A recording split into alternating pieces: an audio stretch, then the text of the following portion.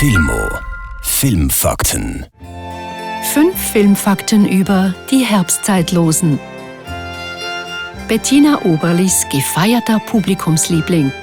Wir beleuchten unter anderem, wie es der Film vom Fernsehfilm zum Kinofilm schaffte, von welchen Comicfiguren sich Oberli in einer Szene inspirieren ließ und enthüllen, was mit der Reizwäsche nach den Dreharbeiten passiert ist.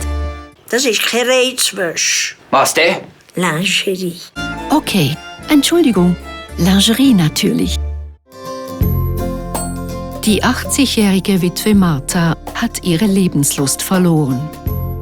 Ermuntert durch ihre 3 Freundinnen beginnt sie sich dann aber doch noch einen lang gehegten Traum zu erfüllen. Eine eigene Lingerieboutique. Schon bald stellt der Dessous-Laden das konservative Emmentaler Dorf Trub völlig auf den Kopf. Kommt doch rein. Komm mal schauen. Schämst du dich nicht, Martha? Mit den Arbeiten zum Skript zu Die Herbstzeitlosen begann Bettina Oberli im Jahr 2002, als sie sich noch in der Drehbuchphase ihres 2004 erschienenen Spielfilmdebüts Im Nordwind befand. Da Oberli zu dem Zeitpunkt schwanger war, wollte sie beim Schreiben mächtig Vollgas geben.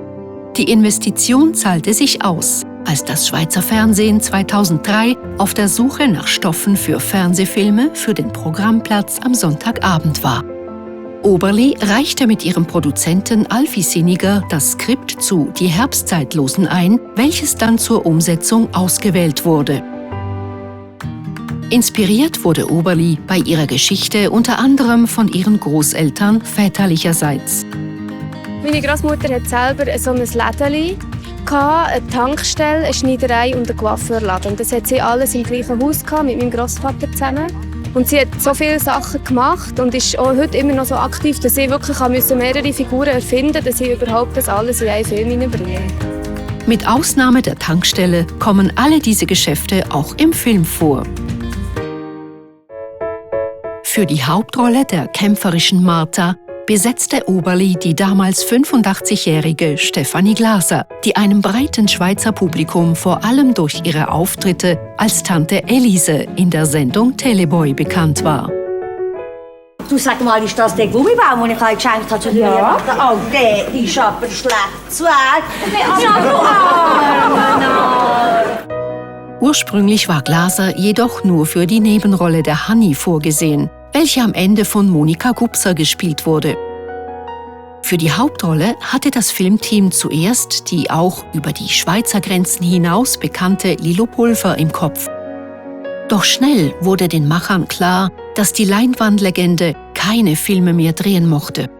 Bei einem Treffen mit Glaser merkte Oberli, wie herzerwärmend ihr Gegenüber war und bot ihr spontan die Rolle der Martha an. So erhielt die oft für Nebenrollen verpflichtete Glaser ihre erste richtige Hauptrolle in einem Film. Wie ihre Figur wagte damit auch Glaser im hohen Alter nochmals etwas Neues. Gedreht wurde Die Herbstzeitlosen in Trub im Emmental, welches auch schon Marc M. Rissis Brot und Steine mit Lilo Pulver und später auch Markus M. Bodens Der Verdingbub als Kulisse diente.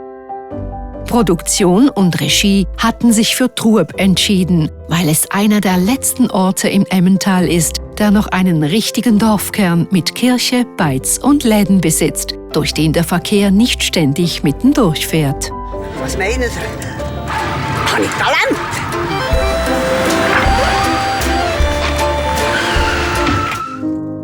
Ungestörte Dreharbeiten damit garantiert? Leider nein. Eine Überschwemmung kurz vor Drehbeginn machte dem Filmteam fast einen Strich durch die Rechnung. Weil die Umfahrungsstraße weggespült worden war, musste der Verkehr ausgerechnet durch den Drehort umgeleitet werden. Zum Glück gab es sehr kooperative Menschen in der Gemeinde, welche den Verkehr regulierten.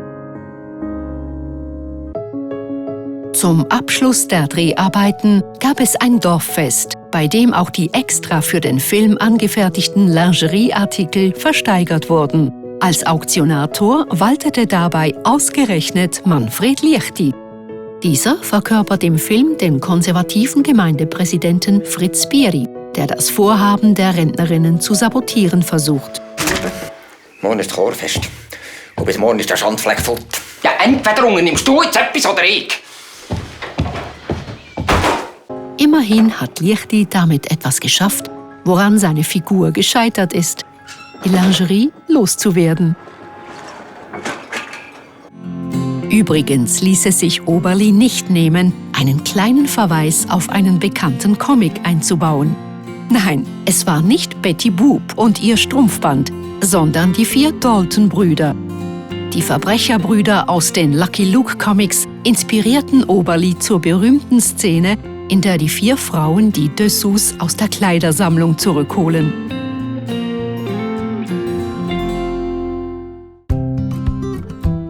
Karlauer gefällig? Wäre es nach dem Schweizer Fernsehen gegangen, hätte der Film gar nicht den Titel Die Herbstzeitlosen tragen sollen. In Anlehnung an den Frank Capra-Klassiker Arsen und Spitzenhäubchen wurde dem Filmteam der Titel AHV und Spitzenhöschen vorgeschlagen. Produzent Alfie Sinniger schluckte einmal leer und ließ das Schweizer Fernsehen wissen: No way. Zitat Oberli: Wir hatten noch weitere Vorschläge, doch nichts war so gut wie die Herbstzeitlosen. Diese Blumen blühen als letzte noch im Herbst, was wunderbar zu den Frauen im Film passt, die im Herbst ihres Lebens nochmals aufblühen.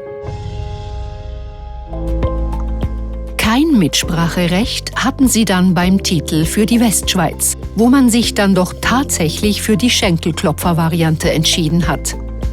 Les mamies ne font pas dans la dentelle. Auf Deutsch: Die Omas lassen sich nicht lumpen. Anfang 2006 war der Film für eine TV-Ausstrahlung bereit und hatte auch schon einen SF1-Sendeplatz um Ostern zugeteilt bekommen.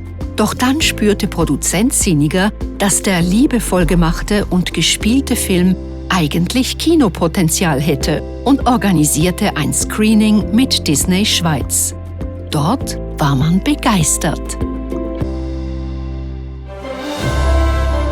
Nachdem Disney Schweiz den Vertrieb des Filmes übernommen hatte, setzten sich die Verantwortlichen für eine Weltpremiere auf der Piazza Grande des Locarno Filmfestivals ein.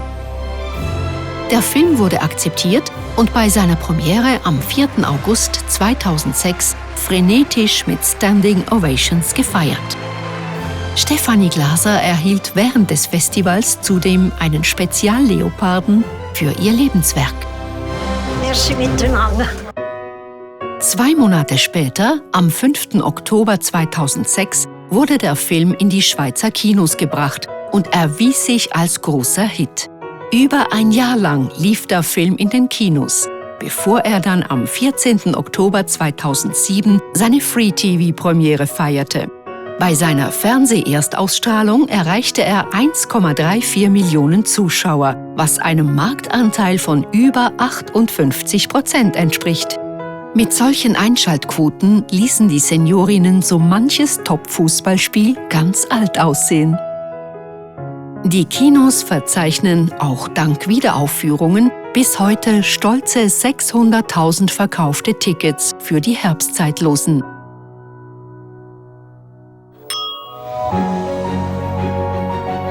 Der Film war nicht nur in der Schweiz ein Großerfolg, sondern auch im Ausland. Während in den Nachbarländern Deutschland und Österreich über 250.000 Ticketverkäufe registriert wurden, belegte der Film im fernen Japan im Veröffentlichungsjahr 2008 sensationell Platz 1 im Arthouse-Segment. Doch wieso genau startet denn ein im Emmental gedrehter Schweizer Film im fernen Japan so durch? Oberli erklärt den Erfolg durch positive Kritiken, die tolle Arbeit des Verleihers sowie durch Japans Verehrung alter Menschen, welche in ihrer Kultur respektvoll angesehen werden. Dies in Kombination mit der Schweiz und ihren Bergen scheine auf die Menschen in Japan eine faszinierende Wirkung ausgeübt zu haben. Wenn Oberli heute auf ihre Herbstzeitlosenzeit zurückblickt, wird sie nostalgisch. Jeder Tag bei Die Herbstzeitlosen war ein Fest. Stefanie sagte mir immer wieder, dass ich jetzt jede Sekunde genießen solle. Sie war dabei ein Vorbild. Mit ihren damals schon 88 Jahren hat sie jede Sekunde sichtlich genossen. Ja, jetzt habe ich wieder Lust und Freude. Jawohl! Ja, Lebensfreude. Und für das ist man nie bezahlt. Wenn Ihnen dieses Video gefallen hat, abonnieren Sie unseren Kanal und aktivieren Sie die Glocke, damit Sie über neue Videos benachrichtigt werden.